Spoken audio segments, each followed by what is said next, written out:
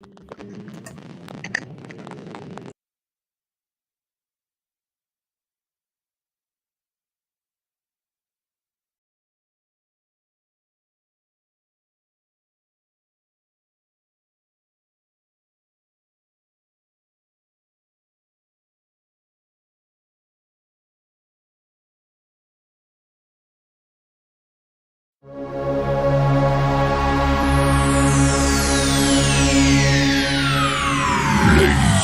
and gentlemen, may I have your attention, please?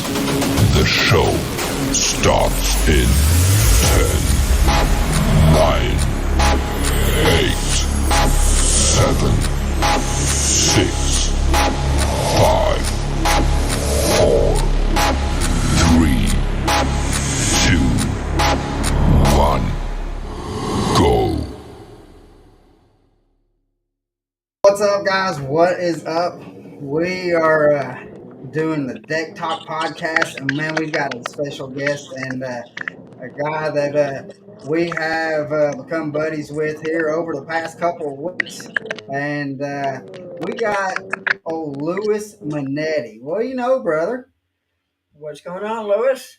Oh, no. He lost connection. Actually, Lewis will do this until he gains connection again. Lewis is actually out on the water, and so if you hear when he comes back, if you hear anything, there he is. There we go. We got him again. So, Got what's me up, back. brother? We got you, man. Awesome. We had to tell him that you're actually out on Lanier, and so your service might be a hair spotty. So we just wanted to let everybody know. But what have you been up to, brother? Man, we got the Open coming up next week on Toledo Bend, and God, I had a day off and figure why not stay here at Lanier and see if I couldn't catch myself a couple spotted bass. Yeah. So we got a text message from you here, about 10, 15 minutes ago, and said, hey, I'll be on here in a second. I've got a bedded bass up, so I got to catch it first. Yeah. Don't blame me there. No, it was one of them ones that we were getting to the point where we were getting on a personal level, and I had to catch it. So luckily we got it done. I think I caught it about 5 minutes before I called y'all. How big was it? Yeah, how big was it, brother? It was about 3 3/4, not a giant one, but Nice. like I said, I had a personal relationship with it at that point. I had to catch it. Yeah, you was committed by then, so. That's right. So let's talk a little bit about you was at the Bassmaster Classic, and how did it feel to be able to walk that stage at the Classic? Oh man, it was an experience I'll never forget. I can tell you that much. That's something that for the last, I gotta say, 7-8 years I've been dreaming of doing, and to go ahead and do it there in Knoxville, such a cool, special place to have the Classic. I feel like, man, it was just special. It was a really cool moment for myself, my family. It was amazing, and just to walk across that stage, fish against those guys, and be there, especially be there on the final day when crown champion. I mean, it was just a really special experience. Well, Gussie tried to let y'all have a chance to come back and make it close, which Canterbury was close, and but I thought them fish though for Gussie was going to. I was hoping that they was going to hold out, but they barely just held out for him. And so, but we were definitely keeping an eye on you. We wanted to see you make that big jump up, and how the temperature and all that was for you. It was kind of a rough weekend, wasn't it, with the weather and it had the fish doing some crazy stuff, didn't it? Ah, so um, guys, We lost we Lewis. lost Lewis, and we he'll be back here in a second again. Like we was saying, he is actually Yeah, on. we got him back. Oh, there he is. We got him back. Um, so Hold on, I'm gonna try and join without camera and see if that works better. okay, You still hear me good? yeah, we hear you loud and clear, bro. All right, so yeah, the last thing you were saying was about man, the weather that week and just how tough it was, and I can just kind of go off that a little bit. It was bizarre. I mean, the weekend before we had our 3 day practice period, and it was cold, it was rainy, it was miserable, and I would have thought that with those 3 70-degree days going into the tournament, I really would have thought that it would have turned on and gotten good. Yeah, And for some reason or another, it just did not happen. I mean, I think I was certainly hoping for it. I think a lot of the guys that were in the tournament were also hoping for it, and it just for some odd reason, I couldn't tell you why. They just never came. yeah, and what we seen uh, was really like I think if it would have if you would have been like another day or so, if it would have been longer, another day or so, that probably would have helped your style of fishing with staying up shallow and stuff like that. But again, like that, the weather. I mean, you really didn't have anything consistent besides the daytime temperature. The night times was all over the thing, all over the record or whatever you want to call it. I mean, it was. You had what one night was 50s and the next night was in the 30s and then raining and then it warmed back up a little bit, but it was kind of crazy Yeah, you for just you. had so much weather change. It was just there was nothing consistent about the weather, and I think what you guys needed a little bit to get that fight really going, Lewis, is a little bit more stability in the weather. Don't you agree? Yeah, I would certainly agree. It was a bizarre week all around. I mean, from the way that practice goes for that tournament and everything like that, it was just kind of the whole thing was kind of wild, and I think everybody just had a really tough time kind of tracking the fish. I think that ended up being the biggest problem is that these fish were moving. There were the active fish were moving. Some fish just weren't active that a lot of us thought were going to be, and man, it just seemed like those fish were about as confused as we were. And I think that all Yeah. kind of contributed to a really tough week. But for me personally, I think that makes for a really cool classic. Oh, and it really was. I mean, but if you would take out the 19 pounds and the 17 pounds that Gussie had the first 2 days, it pretty much, was a very competitive after that. I mean, Gussie just showed up and he had them smallmouths, which I think, well, we talked about it at the launch and when we was talking to you that we think that he had either like a whistle or something like that for them fish because they were all going to him. Yeah, yeah, no, I was convinced that they were coming to me between. We had some rain. I want to say it was either the first or the second night of the tournament, and Right. I would have thought that would muddy up that back creek that I was fishing and a couple other ones that I was fishing, and it did, and it got that mud got warm. I mean, if I remember correctly, I want to say I saw 61, 62 degree temperatures Yeah. in good settled mud, especially days 2 and 3. And for some odd reason, they just didn't fire. I had to move out every day to get bit. The first day was as far back in the creeks as I caught them. And every day I actually had to move further back, which if you'd have told me that going in, I never would have believed you. Yeah, and that's like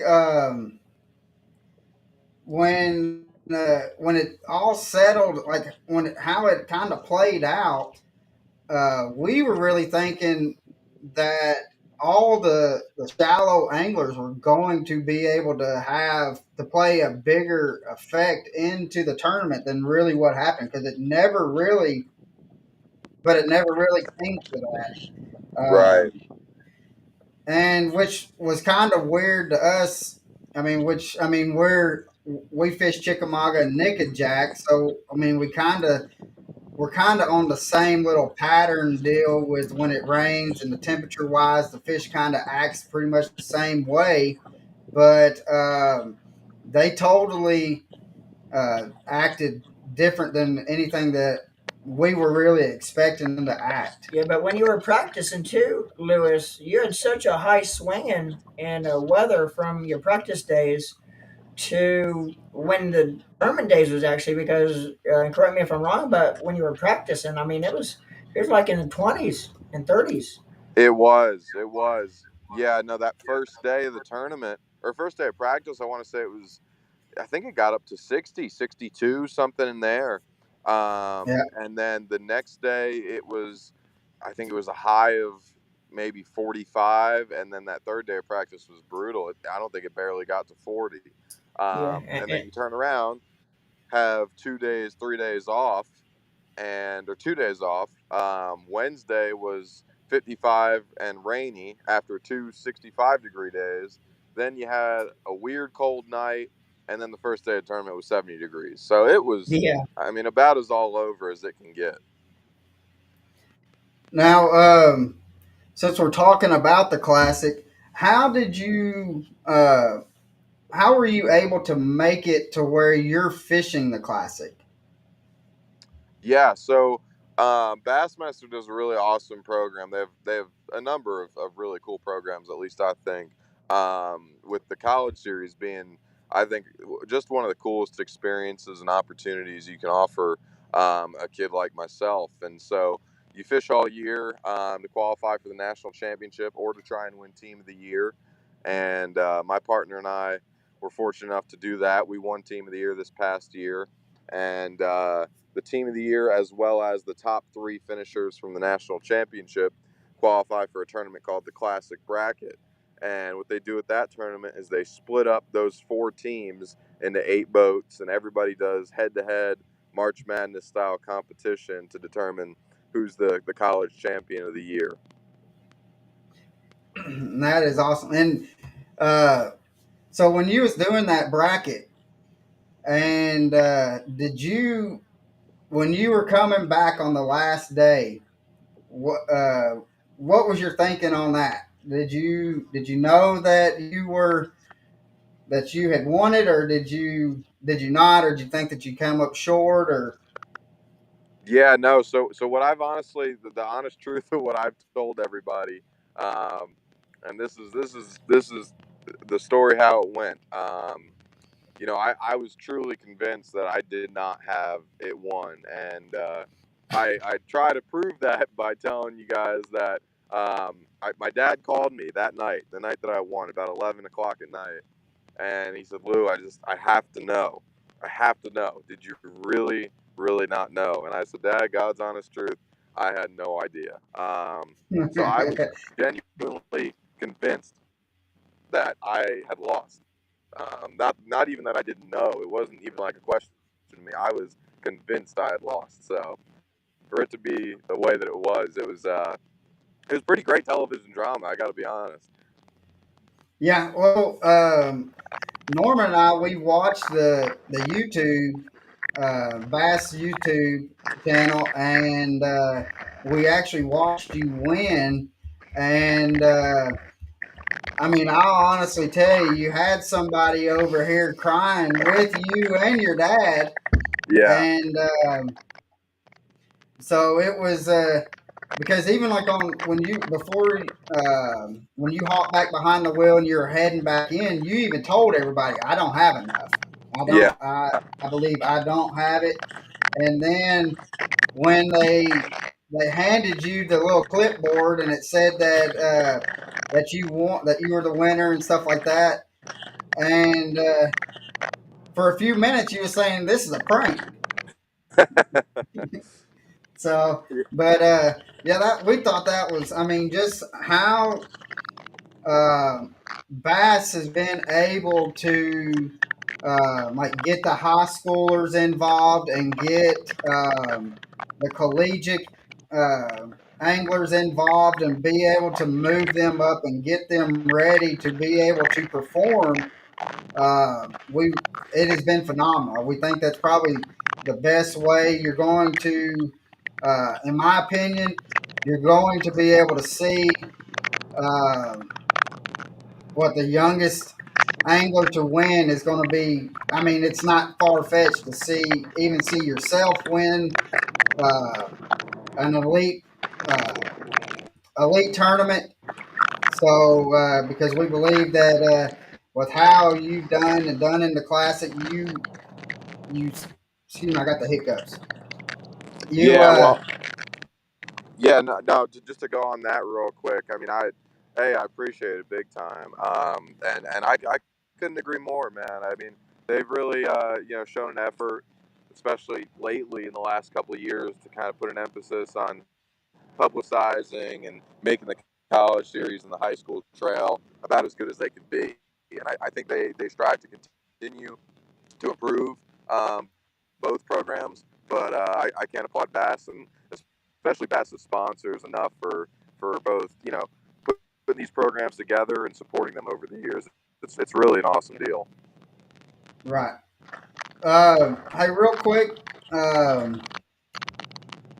Norman, let's do. We're going to. We got a giveaway, and Norman's going to be on that one. So, well, here I'm going. Sorry, it's going to be on Fish.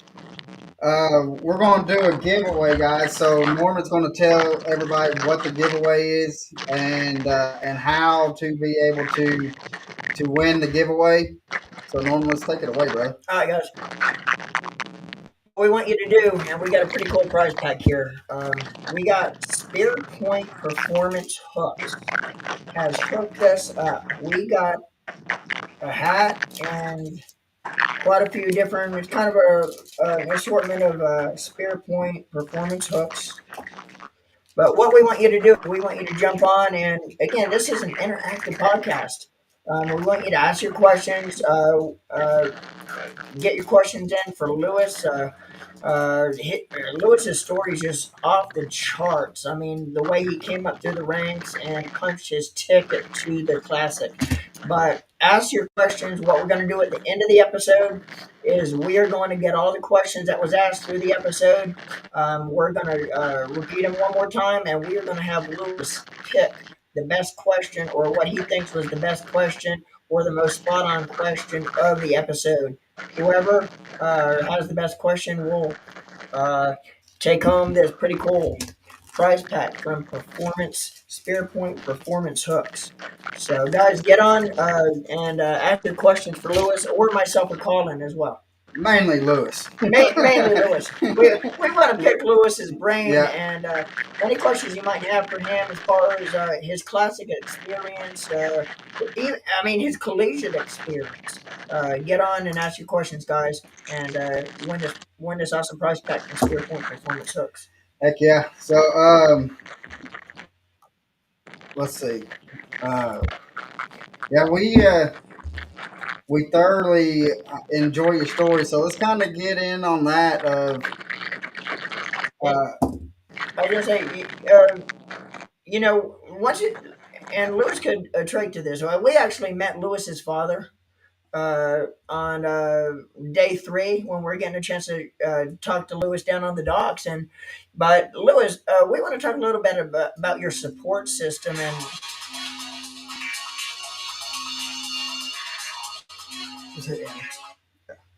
Sorry about that. We thought we turned it down. Yeah. But go ahead. We want to talk a little bit about your support system and how important is a support system. Your family, your friends. Did we lose them? Yeah. That's who it was actually calling us. Oh, was it? All right. Give us 1 second, guys. We got technical difficulties. We lost Lewis. Well, let's do. I'll call him back. We get him on a speakerphone here. Yeah.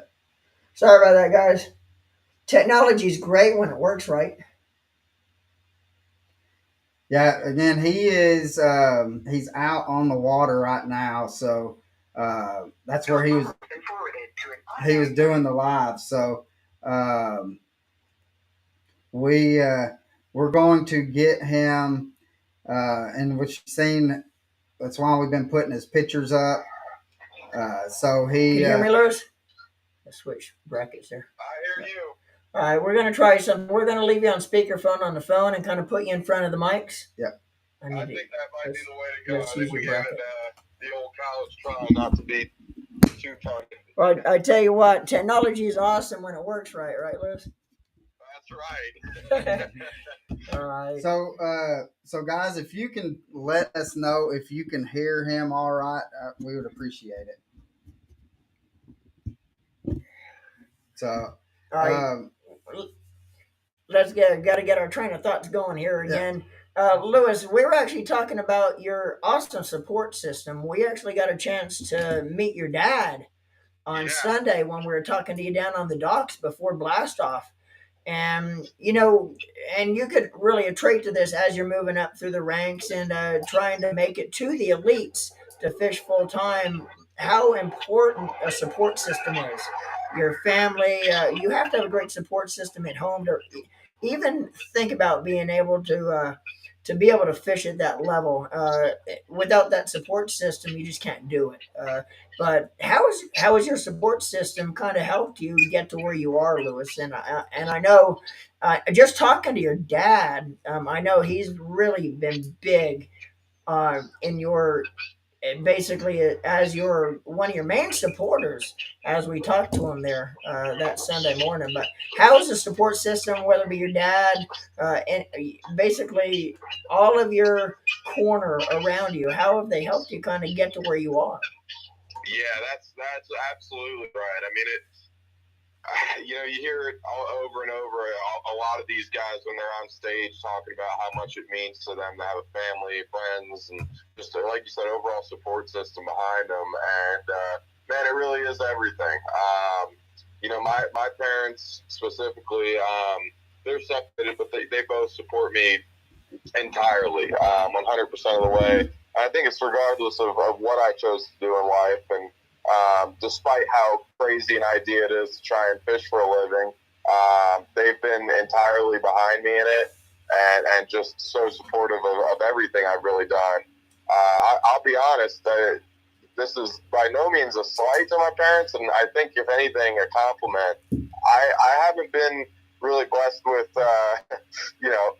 the top tier equipment from them, or incredible financial support or anything like that. But more so just kind of emotionally and mentally supporting my decisions and what I want to do. And to be honest with you, I wouldn't have it any other way. I think it might take some other guys out of the game to be kind of electronically and technologically at a disadvantage. But for me personally, man, it just to have them behind me, supporting me, what I'm doing, and encouraging me really to do my best at it, not just to do it, but to do as best I can. Man, that's all I can ask for, and that's really all I want or need. It's meant the world to me just to have them behind me, supporting me, and being behind me in this. It's a crazy decision. It's a crazy life kind of choice to try and go after this, and to have two parents that are 150% behind me in doing so. I mean, that's the support that I've gotten, and that's all I could ever ask for. Yeah, and another thing, Lewis, too, is just your story alone is really a good learning curve, or how should I put it, a good example for a lot of young and up and coming anglers that is wanting to kind of get where you are and start, and be able to start fishing the big leagues. It doesn't matter how much money you have to start out. A lot of the kids today, they want to jump right into these big fancy rigs, and it's not all about that. It's not about how much money you have, where you come from, what part of the world you're even from. If you have the drive, if you have the determination, and you have the want to, anything's possible. again, Bassmaster, big stage, big dreams, dude. And as long as you have the drive, the 1-2, and the determination, anybody can do Yeah. it. And it doesn't matter what you have to start out with. No, that's entirely true. I'm a big believer in hard work and get you real far in life if you really are willing to put the time in and the work in. And I think that's especially true for this sport, and especially at these levels. It's not only the college or the high school, but the nation as well. I think the nation is an incredible avenue that people should take more of an advantage of. And you can, it's a very similarly ran program that can get you just as far as the college series got me. I really think there's something to be said for those lower level programs and the competition at them. There are some great anglers out there, don't get me wrong, that are fishing the nation and that are fishing the college series. And, I can say that firsthand and just based upon who I fished against. But at the same time, it is a lower level of competition. And you don't need, the top tier equipment to compete with these guys. I think if you can kind of put the work in and really learn fish behavior and spend the time on the water, I think you can be just as effective and get just as far as I did.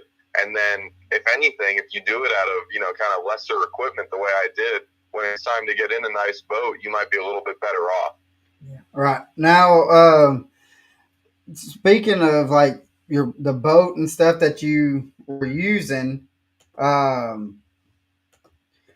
what kind of, because, well, we know because you talked about it on the stage at the Classic, but the boat that you had was not a brand new boat at all, was it? No, it was far from it. I got to, the Classic through the college series in a 1996 Ranger 17-footer. So it's very, very possible to do it in something like that. And man, if that isn't the bottom tier, I don't know what is. Right. It can get nicer with that than that without being so bad. Yeah, it's absolutely possible to do it out of a boat like that. I mean, I'm living proof of it. You seen Matty Wong last year won the nation championship. I think he won it out of if not equally old, maybe a slightly newer old Ranger. I mean, it can be done, and it's just like I said, it's time on the water, it's hard work, it's all those cliche things you hear pros say and you roll your eyes at, but that's the truth. I mean, that's how you get far in the sport, regardless of what kind of equipment you have. And it's especially true if you've got an old boat or an old, anything really. Yeah, exactly, man. And you see all these boats today, they show up at the boat ramp and they have 3 units on the console and 3 units on their front deck. And but you actually punched your ticket to the Classic with 1 unit at your console. You didn't even have a unit on your front deck. So so I mean, you basically had the bare essentials, which I think is really, really cool, really, really neat. Yeah, and I appreciate that big time, and it's true. That is what I would made it. I had a Lowrance. I want to say it was an HDS Gen 2. That's what I was running at the back, and it was an 8-inch screen, not a big screen, and that's how I got there, man. It didn't take much. I could side scan and use my 2D just like everyone else, and it's not like I was limited to fishing the bank. I fished offshore. It can be done. Again, it's hard work. It's a marker buoy. It's a lot of that old stuff that's kind of gotten forgot about, but it still works. I know how to triangulate. I bet a lot of guys that are out there on the opens are not quite as familiar with that, but no, that's do what you have to do. Yeah, that's a lost skill there that you don't see, especially in the younger anglers, is the being able to triangulate. But we do have 2 questions for you. Go ahead, yeah. First one is from my brother-in-law, And if you know my brother-in-law, every time, every podcast, he's got to mention something about food. So his question is, what is your tournament snack in the boat that you have? Oh man, that's a great one. I'll be honest. Before this year, like literally 2022, I would not eat on the boat, and I don't know if it's something about me getting a little bit older. I've been wanting to eat a little bit more on the boat. I've gotten pretty used to and comfortable with just the old chewy bar. Nothing fancy, you know. Yeah. Little granola bar. It's quick to eat, easy, and yeah, that's my meal of choice on the boat. Yeah, and then the next question is how was fishing the classic helped you out to be able to set you up for doing well in the opens? That's a great question, and I'll honestly answer it with, I think it's going to help me out tremendously. You know, this next tournament will be the first open I fish on Toledo since the Classic, and I really do feel like I've got a kind of a new confidence, especially going into day 3 at the Classic, and you know, kind of beating some of those names that I beat. Man, I feel like I belong on the Elite Series, and I'm going to go out and fish like I did. You know, I really have a new kind of, not that I wasn't confident before, but I've kind of got a newfound confidence in a way. And I'm tickled to get out there and get on the opens, get to Toledo Bend, and hopefully prove that I do belong out there. Right. And I mean, which we told you that Sunday, the final day of the Classic, that you have proven that you do belong, because you hang in there for you made 3 days, and you beat half of the tournament people, the anglers that was there, half the field. You set in, and as somebody that's coming in that has not ever been to the Classic and has not fished an elite event, that you prove that you can hang with the best of them. I mean, because that's what the Classic is. You know, the best of the best is there, and you held your own. And making the top 25 is not something to be frowned upon. Yeah, no, I appreciate that big time. It's you know, it's almost, I kind of got the chills there. You said that. It's really cool, and man, I hope to kind of, you know, take that momentum into the year. That's kind of the goal now. Is to make sure, you know, that it isn't a wasted year with just that day 3 of the Classic being the highlight. You know, I really do hope that I can kind of carry the momentum and make it a great year outside of the Classic, and not kind of let it stop here. Exactly. Now, how did you get into fishing? I got in. That is awesome. I got into fishing when I was real young. I was 3 years old, and I think my dad took me fishing for the first time. And man, I know I've been in love with it ever since. You know, I think especially around the ages maybe 6, 7, 8. That's when I really got hooked. And it was all saltwater fishing. You know, I grew up on the coast of New Jersey, and I was, you know, around the striped bass and bluefish and tuna and fluke and flounder and, you know, all of that. And that's kind of what I grew up, you know, that's what my year revolved around, man, was the spring runs or the stripers and fall runs. And that was what it was all about. And sometime around when I was maybe, I don't know, 11, 12 years old, I had a buddy introduce me to bass fishing, and I'm not going to lie, I thought it was the most lame thing on planet Earth when I started, but it didn't take long for me to get hooked, and I was just addicted ever since. And I like to tell people I've always been a super competitive person, just kind of my whole life, is I've always loved competing in whatever sport I could, and, you know, whatever game I could. That's kind of how I grew up, and man, I sucked at every single one of them, and so I found fishing, and I guess I got a knack for it, and here we are. Yeah. Now, We have another question. Let's see, hold on. No worries. It scrolled up on me.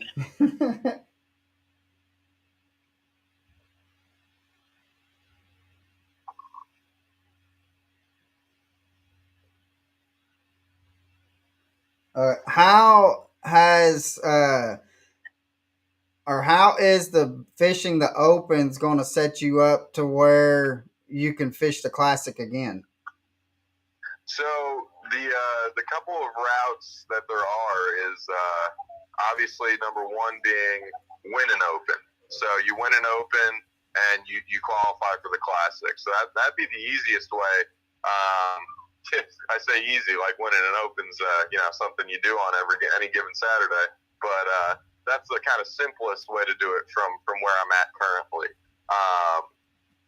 That being said, the goal really is to make the Elite Series, and to do that, it would be top 9 in points after all 9 opens, and then I would qualify for the Elite Series. And from there, obviously, it's statistically a lot easier. I'm not going to say it is because of how good those guys are, but 40 of the Elite Series guys make it to the Classic each and every year. So the goal is to get there and make it a whole lot easier to get back. I understand after fishing one now just how much that tournament means and why those guys really strive to get back every single year. Yeah. Now, how more? I mean, because I know that the goal is to fish the classic and to make it and be on that stage. How is it? Do you have more drive now to make it back to it, the classic, than prior to just trying to make it to it? Without a question, absolutely. I mean, it's always been a dream of mine, like I kind of said earlier, to make it to that tournament and to fish that tournament. But after fishing it, man, I've got a whole different kind of drive and motivation to be back. It's such a special tournament.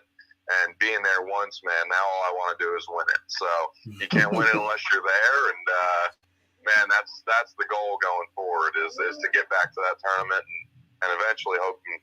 Well, I'm planning to win one. I'll put it that way. Planning to win one. Well, we have no doubt that here in the future, and with how you performed and with what you're doing, we believe that that is definitely going to be coming for you. That we're going to. Our goal is that we want to be able to take pictures and do some videos of you hosting up that trophy on the final day on the classic, and then be able to interview you and your dad also. So that is what we're hoping for. I tell you what, that sounds like a pretty good plan Yeah, to me. we're gonna set that into motion. So we just need you to make it back to where we can do our part on it. Absolutely, and I absolutely will. I mean, I want to do everything I can to win an Open this year, but in the event that I don't, I hope to be on the Elite Series very soon and fishing that tournament on a pretty regular basis. Yeah. Now, how is the Opens? How is it going? Are you looking forward to this next weekend? As in, how do you think that fishing down in was it Toledo Bend? Yep. Do you think that you're going to be able to fish shallow like you like to? I do, yeah. I think it's going to be a pretty good week. I mean, we've got the full moon kind of coming and going. I believe one of the next 2 days or so. So there should be at least some fish pulled up. But either way, I mean, I'm a big believer in that there's always fish shallow. I mean, that first Open was at Eufaula just a couple weeks ago, and I lost some fish that really would have moved me up in the standings, but I finished in 84th, which my season's far from over after that. But we definitely got some ground to make up. And I did that, all shallow, even though a bunch of guys were catching them real deep. So I definitely intend to fish out. That's what I know how to do this next week. And yeah, we're just gonna have to see where the cards lie. I mean, there's gonna be it's mid-April. There's gonna be fish up there on the bed, and I'm just gonna have to find a couple of big giant ones and weigh them in. Yeah. Another question is there a tournament in the opens that you are looking forward to that is going to hopefully help get you in the classic? Yeah, absolutely. And I got to answer that one with the St. Lawrence River. Being from New Jersey as a kid, that was kind of our summer getaway every year was going up to the St. Lawrence River and fishing for those big giant smallmouth. And that's just it's a real strength of mine. I feel like is to fish for those big smallmouth. It's something I feel like I'm pretty good at. And so I'm very familiar with that river, and I'm very excited to get back there and with a big field, and man, that's going to be a real fun one. So that's definitely the one that I've got circled right now is the one that I think I can take a shot at winning. That is awesome. All right, Lewis, want to change it up a little bit real quick. Talk about breaking down lakes. Of course, is there any tournaments that you fish in opens where it's kind of unfamiliar water or lakes that you really don't have a lot of experience on? Yeah, the honest question is most of them. I was actually Toledo Bend is one I am somewhat familiar with from the college series, but outside of Toledo, the St. Lawrence, and maybe one or two others, I haven't been to any of them. Oh man. And for me personally, I actually really loved showing up to a place for the first time. It's I like having a fresh eye on things, kind of seeing things for the first time. I have a real confidence when I have that opportunity. Yeah. Man, I really I like to kind of I'm a slow fisherman. Even though I'm a shallow fisherman, I'm kind of a finessey guy.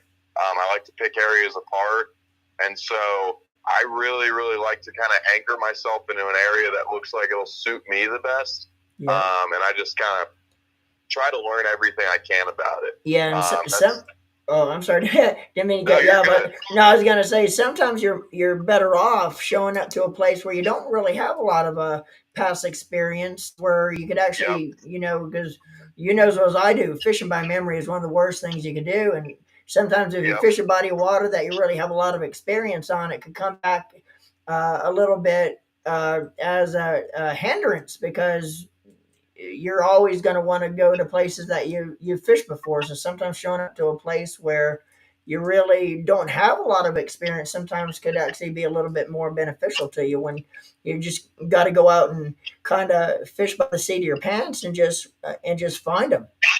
Yeah, and that is honestly, I feel like that's my true strength. I feel like it's part of why I did well in the Classic, is because it's a tournament where practice really doesn't matter near as much as other tournaments. A lot of guys are kind of going in feeling uneasy, not really sure if their fish will be there. Whereas when I fish a tournament like that, that's my favorite kind of tournament to fish. I love fishing by the seat of my pants. Just kind of taking the conditions as they come and not really having anything too set in mind, and really just fishing the moment. Yeah. Now, how has fishing the college series kind of helped you be able to break down new bodies of water? I mean, I'm sure fishing the college series, you must have kind of gained a lot of experience on going to bodies of water that you've really never been to before. So as far as breaking down new bodies of water, has the college series really helped you kind of fine tune yourself on being able to break down areas that you're not really that familiar with? Absolutely. One of the coolest things about the college series, and I always said this while I was fishing it, and I would say, if I don't ever take this as far as I want to take it, talking about just fishing as a career, the coolest thing about the college series is I've been able to see so many different places that a lot of bass fishermen only dream of going to. It's an amazing opportunity to go and fish these places at a low cost comparatively. and I've been so blessed to see, you know, lakes like Gunnersville, Toledo Bend, Harris Chain of Lakes, the St. Lawrence River. I mean, you name it, I've at least been close to it. And so that's the coolest thing about the college series. You just get such a wide variety of places, and you really get a good opportunity to go out there and kind of learn them and figure them out. On top of that, you know, I think part of my success is due to where I grew up.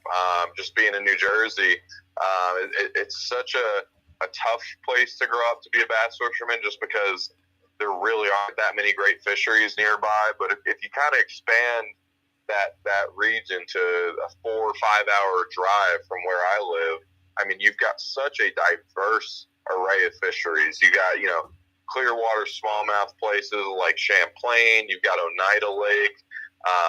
You've got all the smaller New Jersey lakes that really have taught me how to kind of grind and become a tough water fisherman. And then you've got, you know, tidal places, dirty water tidal places like the Potomac River, the Chesapeake Bay. So between my upbringing in New Jersey and the college series, I really have been blessed to see such a wide array of fisheries and different types of fisheries at a really young age. And I think that'll kind of set me up well for success, hopefully on the Opens and on the Elite Series. That's awesome, man. Did you fish in high school? Did your high school that you went to have a fishing team?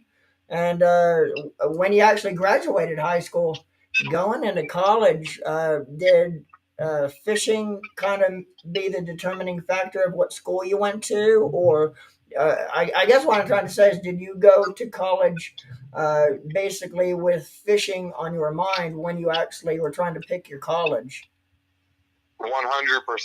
Yep. That's, I chose UNC Charlotte due to the fact that, you know, they'd had some great success in the past with names like Shane LaHue, Jake Whitaker, Awesome, as well as the location, you know, not too far from home, but also a very, very different type of fishery in the Carolinas. And, you know, the cool thing about Charlotte that I really was one of the main reasons why I chose it was that as a fisherman, it was kind of free reign. There wasn't really, you know, anything you had to do to go out and fish these tournaments. Whereas at the time when I was kind of getting into it, a lot of those bigger schools like Bethel and McKendree and Montevallo, they'd only send a certain number of teams to each tournament. And it was based on performance. And I kind of thought, I'd like to learn it on the fly, go out and just kind of do it. And that was the cool thing about Charlotte, is that anybody could go to any tournament. There was no kind of restrictions on that. And so I felt like I was going to be able to go to Charlotte and just fish as much as humanly possible. And, man, that's what I did. I fished as much as I could, and I think it really has helped me out. I think that's probably the best decision you made, dude. That's awesome, so, man. too. Now, my brother-in-law came back on. Him and I both worked for Little Debbie's. We drive a truck for Little Debbie for that's what I call my real job, instead of doing a podcast and fishing and YouTube and stuff like that. But he said that we can get you some Sunbelt or Little Debbie's for your boat too. Oh, I would have no problem with that. Just, let me make sure my roommate does not see this podcast, because if he finds out about that, he's going to be all over it. Yeah, which we'll definitely, we're going to keep in touch with you, but you might have a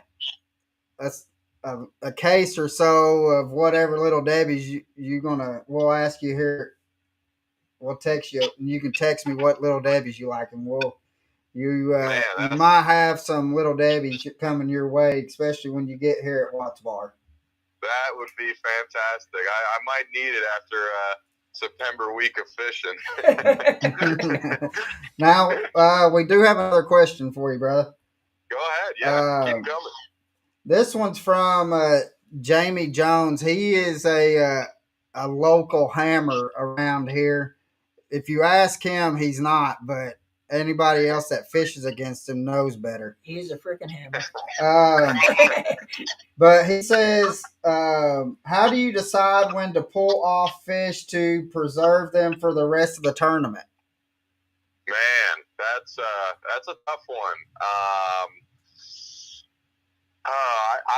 I honestly, I haven't really run into a tournament where I've had to seriously worry about that. I think part of that is my fishing style. I like to fish, man, so kind of grimy and grind.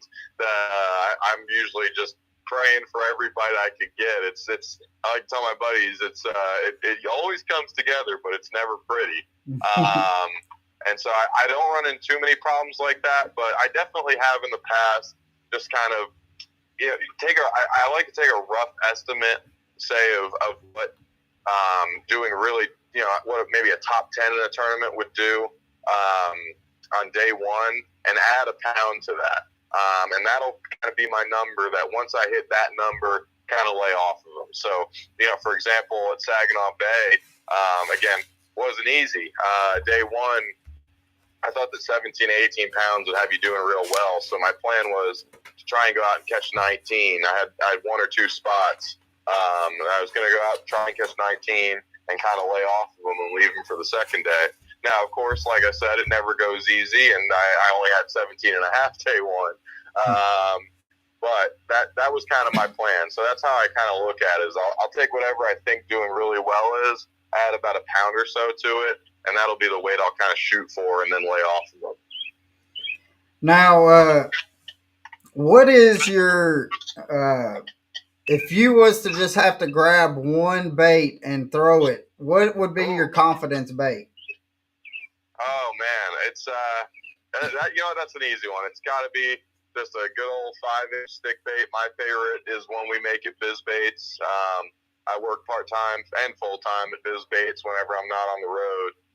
And I think our sassy stick, our 5.5-inch sassy stick, is honestly the best one out there. It's really hard to say. I know everybody loves their personal company's stick bait, but I really do think we have something special with that sassy stick. And it's my go-to. No matter where I am, no matter what time of the year, man, I'm not afraid to throw a wacky rig in the middle of summer or in the middle of the winter.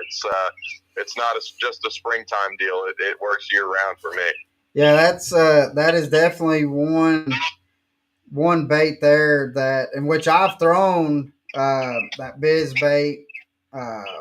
I've thrown their product and stuff like that. I really do enjoy it. But that is one bait that, especially fishing the TVA lakes and stuff like that, that we know that you have that tied on pretty much all year round. Yeah. Absolutely. Whether it be, and not always a wacky rig, a lot of times a Texas rig or, kind of whatever the conditions or the lake kind of is most friendly to. I'll throw it however the heck I feel is necessary. And I just always feel like that's a bait that I can get a bite on. Yeah.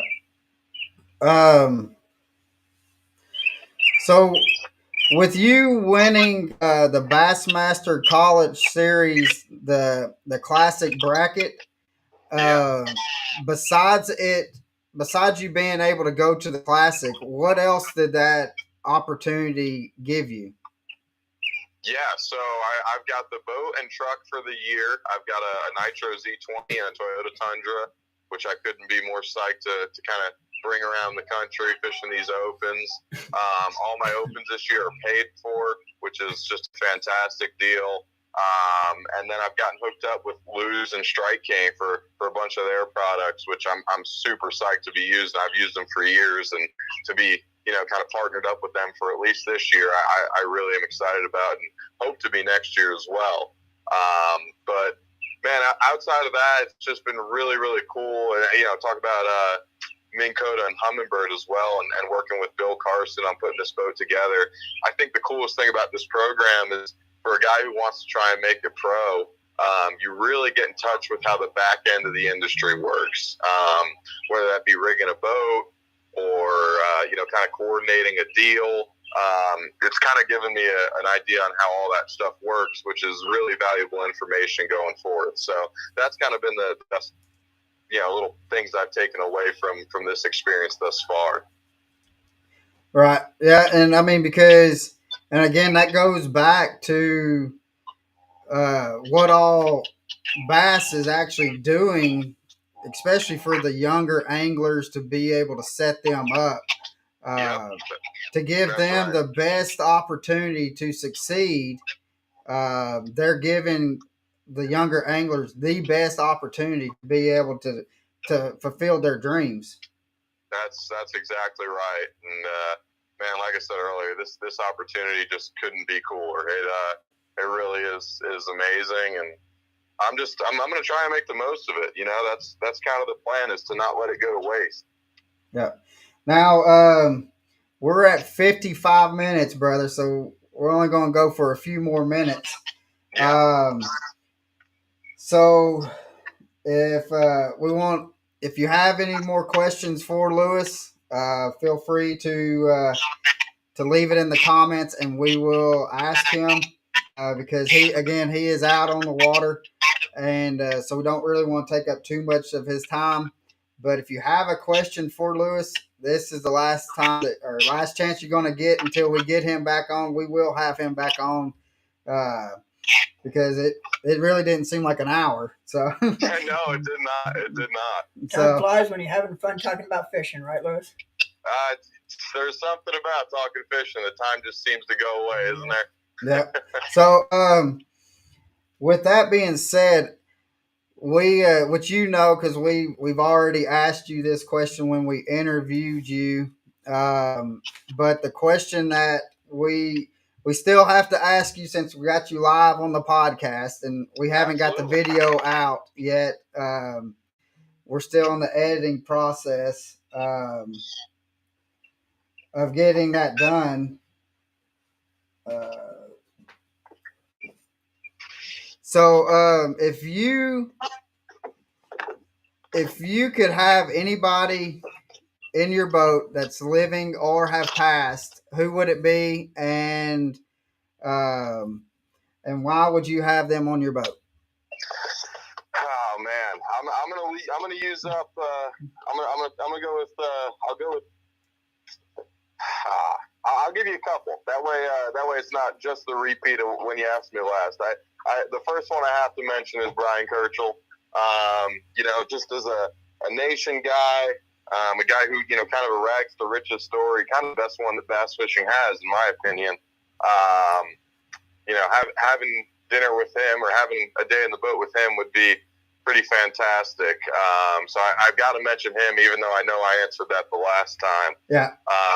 Well, it's funny you say that, because Norman, will you tell him? Yeah. Well, a little bit of a side story to Brian Kirchel, for everybody that might not know who Brian Kirchel is actually, I'm trying to get it positioned in the camera, and I don't know if you can see it too good or not, but Brian Kirchel is actually, to this day, the only amateur ever to hoist the Bassmaster Classic trophy.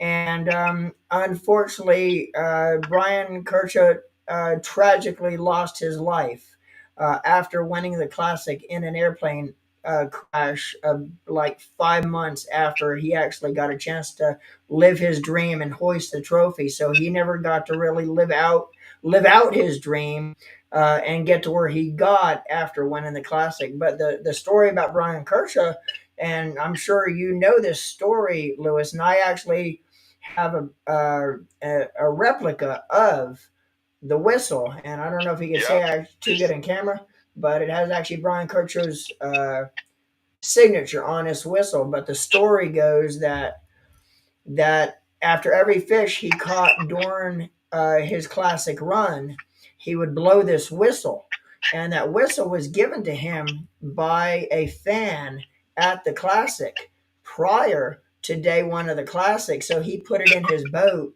as a good luck charm. And after every fish he caught, he would actually get that whistle and blow it as loud as he could after each catch.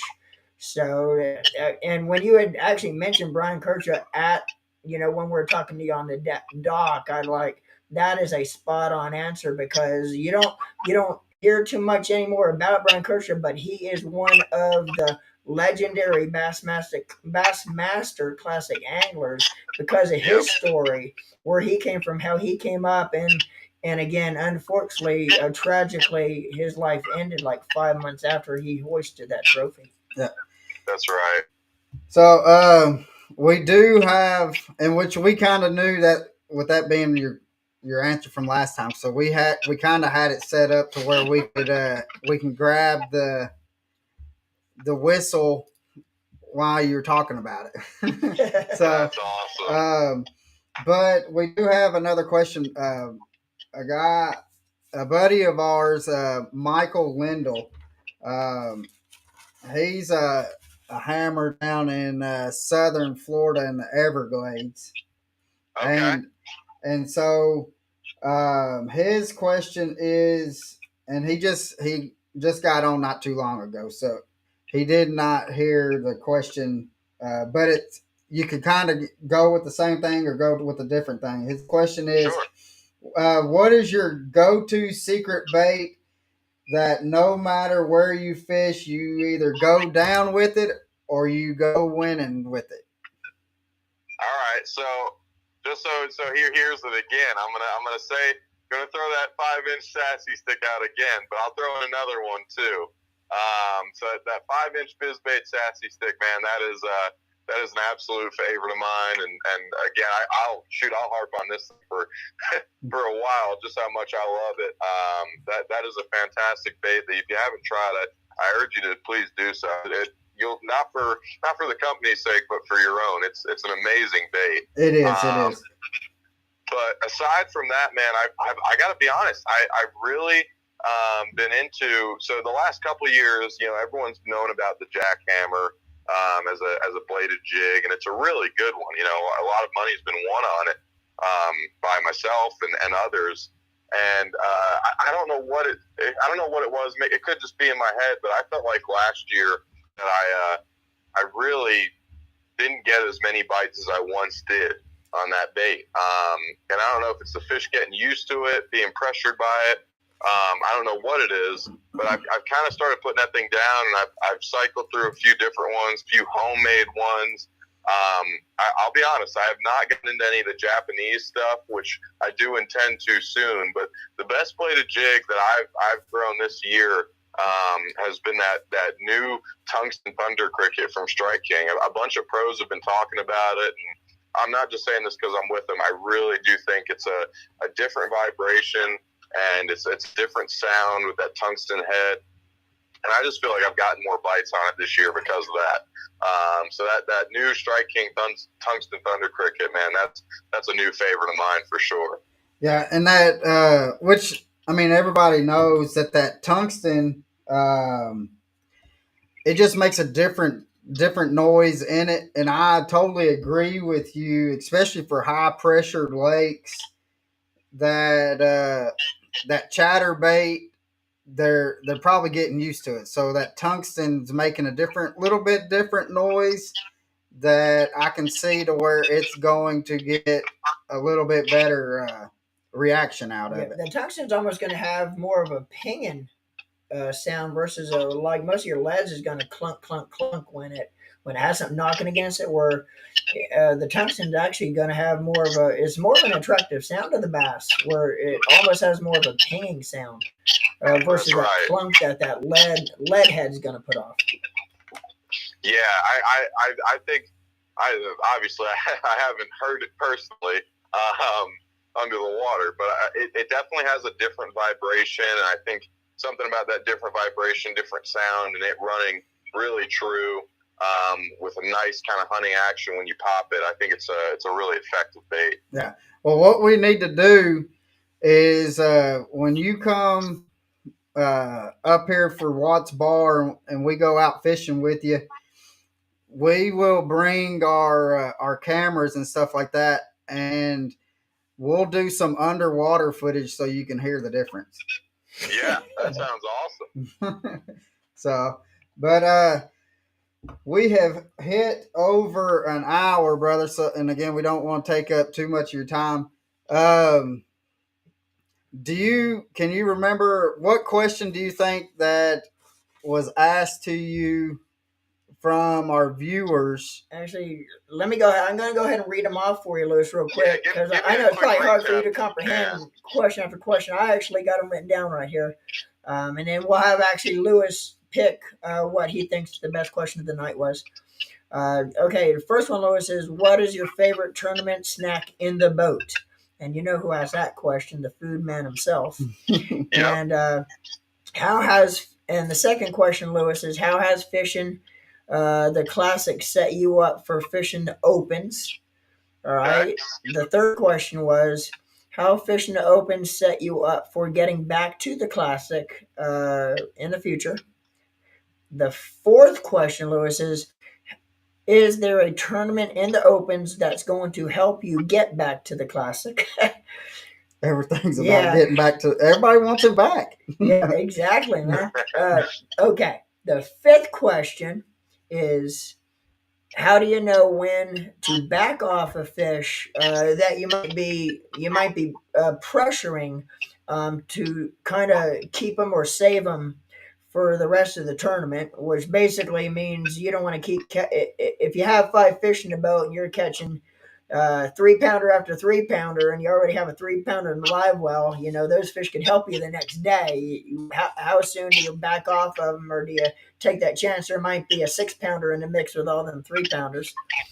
And the last question, Lewis, which is question number 6, best bait that you use in a tournament that you will live or die with on the water.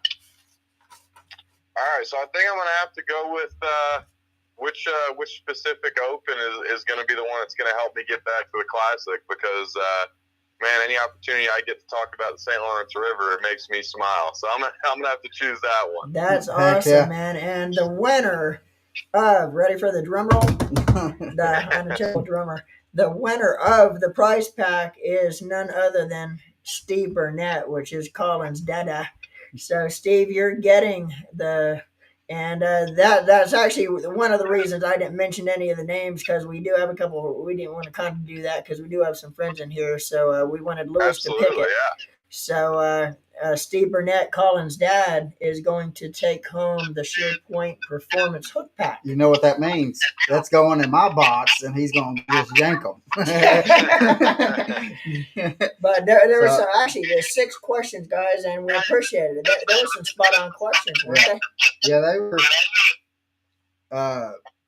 they were some good questions, and absolutely.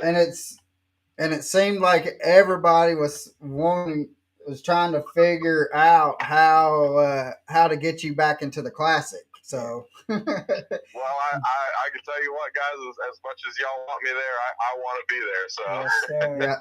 So, well, next time we have you on, we'll definitely have you on before the next classic, because we enjoy talking to you. And you wasn't short of words like you were when you won the classic bracket. So, but we definitely are looking forward to when you do win the classic, and we can have have you on the podcast and maybe have your dad on here, because I mean, just talking to him after doing the interview with you, you can tell that he's thoroughly proud of what you've done, and so it'll be good to have him on here too.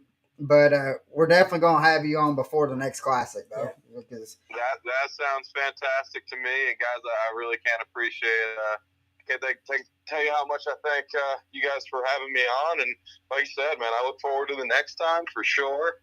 And man, I apologize about the connection issues. We'll try and fix it for next time. Oh yeah. So guys, hey Lewis, when we get done with this, stay on the phone for a second. We want to chit chat with you for a second afterwards. Sounds great. But guys, we thoroughly appreciate it, and Lewis, we appreciate you coming on. And so if we can get y'all to go to the Deck Talk Podcast YouTube channel, hit that like and subscribe button, and make sure you get notified of when we're going on. And we appreciate all the questions and the comments and stuff that y'all have done. And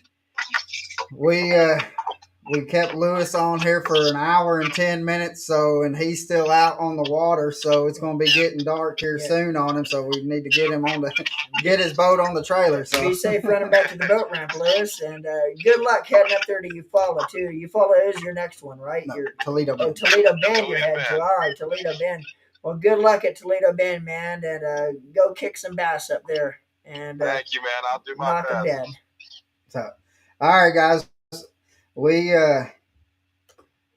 hope that hope to see you out on the water. And again, we apologize for the not being able to have Lewis on. Just was having connection issues, but we were able to. Lewis did send us some pictures of him. It looks like that he was at the classic, and we showed those pictures as he was talking, so you can kind of get to see who he is, and see that big old smile when he's holding them fish up on the stage. So, but again, we hope to see you out on the water, and hope that you live the passion, guys. Guys, tight lines and live the passion, and we'll see you next time. See you guys.